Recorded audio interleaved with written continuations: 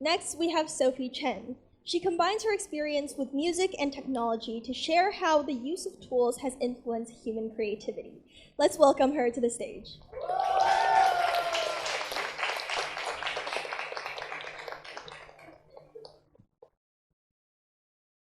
Hello everyone, I'm Sophie, and today I'm also going to talk about the human equation, of course, and my specific theme will be the myth of modern creativity. So my first time pondering the question of what does it mean to be human was at Taiwan Museum of Natural Science, where I stood face to face with Lucy, one of our earliest human ancestors. She lived at approximately 3.2 billion years ago, and I learned a simple answer to that question from reading the captions beneath her feet. That humans use tools, and that is the distinguishing factor that differs us from other animals. However, lately scientists began to challenge that idea because the more we go into biology, we understand that we are not the only animal who uses tools. Chimpanzees use tools, and from this famous allegory, crows use tools, and even octopuses. Octopuses carry around coconut shell as portable armor. But the fact that we care so much about our ability to use tools, to the extent that we associate it with innovation, with creativity, with intelligence, and even humanity itself, sounds a little bit odd to me. Because what if? What if the very tools that we ourselves created began to define us too rigidly? I am a French horn player, and for those of you who are not familiar with what a French horn is, just imagine someone taking a 6-meter long tube, bending it into a circular shape, and then add some buttons and some valves on in it.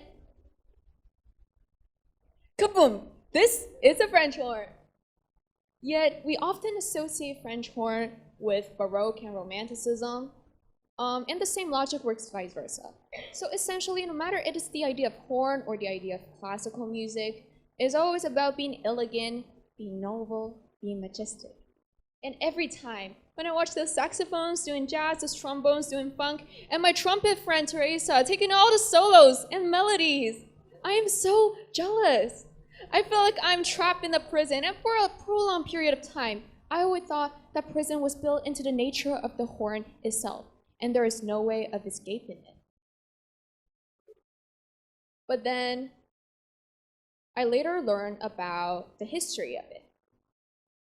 And that completely changed my view. Because I used to believe that every instrument belongs to a singular form of expression.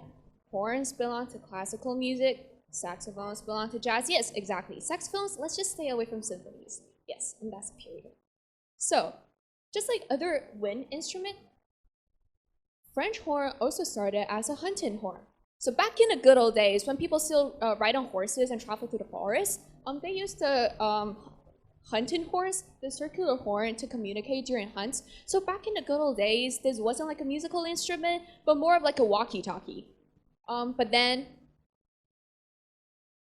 later, it became a musical instrument. Because as you can see from the circular shape, if you have somehow learned a little bit of physics, you might be able to deduce that this can only create a very limited set of notes.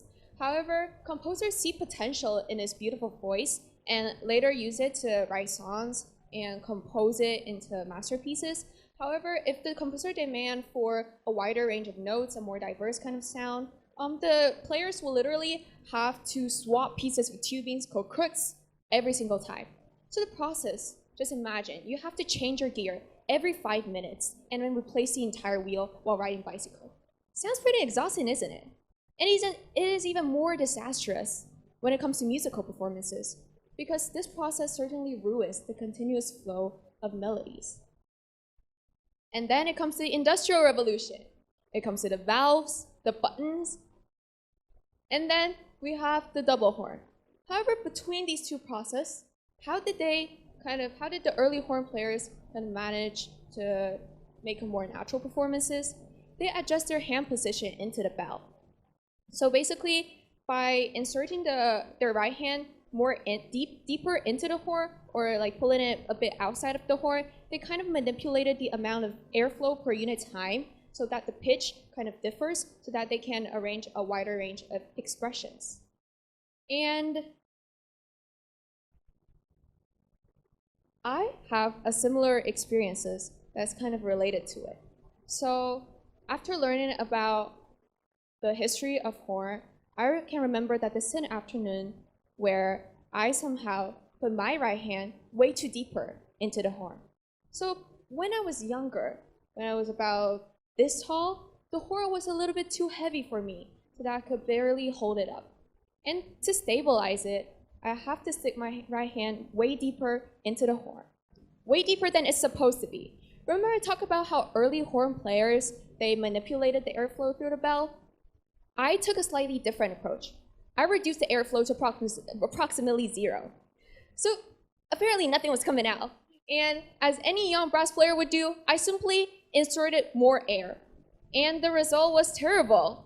That nasal, aggressive, terrible sound came blasting out of the instrument. And for a long time, I thought that was like a mistake. I treated it as a sign of my incompetence. But later, I learned that this sound actually has a name called stopped horn. Musicians like this so much because it is very good to create drama and heightened tension that they eventually invented this specialized mute to imitate and refine the exact same effect. So I realized something. Creativity isn't about having the perfect tool, but it is about refusing to accept a singular definition to what the instrument can be. I used to believe that horns can only make that kind of beautiful sound, that elegant sound, as other classical instruments, but here it clearly shows deeper potential. So, defining creativity as the refusal to singular definition is why we can make natural horn into valved horn, we can make a mistake into a technique. However, this made me to question something else, because if creativity isn't defined as creating something new, then how exactly shall we define it? To answer this question, let's wave goodbye to 19th century Europe and let's hop to the 20th century New York. So consider a DJ turntable. DJ turntable wasn't designed to be a musical instrument, but rather it was just like a playback device for you to replay your recorded sound. However, somewhere along the way, a group of DJs look at this instrument and ask the exact same question where early horn players asked when they look at that circular hunting horn. What else can it do? Starting from the 1970s, DJ began manipulating the record players by moving it backward and forward across the turntable. One of the most famous techniques in DJ, called scratching, was reportedly discovered by accident when there's this famous DJ called Grand Theodore. Yes, Grand Theodore. He was picking up his phone from his mother, so he had to pause the record with his hand, and that's how scratching appears. So once again, a mistake can evolve into a technique. And then afterwards, people started manipulating the voices from the DJ turntable, and eventually it becomes a musical instrument. It revolutionized the artistic expression. All right. Sorry. So, as exemplified by the previous two cases, we can see how we shall not equate creativity with novelty. Because creativity isn't about creating a new tool, but I think it's more about finding possibilities within the existing ones. No matter it is a valved horn evolving from a natural horn, or it's about these kind of accidents evolving into new artistic expressions, we can all see that creativity is not about you have to invent a completely new thing, but about how you shall interpret it. Generations after generations, we inherit ideas, traditions, and technologies from the tools we get from the previous generations. However, we also internalize the limitations that come along.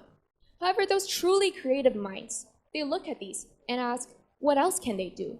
And then they revolutionize it and achieve some effects and influences that the creators themselves may have not even envisioned themselves. So, to end the speech, I would like to answer the question that I proposed at the start of the presentation about what does it mean to be human. Being human certainly includes being creative, And then being creative isn't about invention, but about reinventing something from what you already have. Thank you for listening.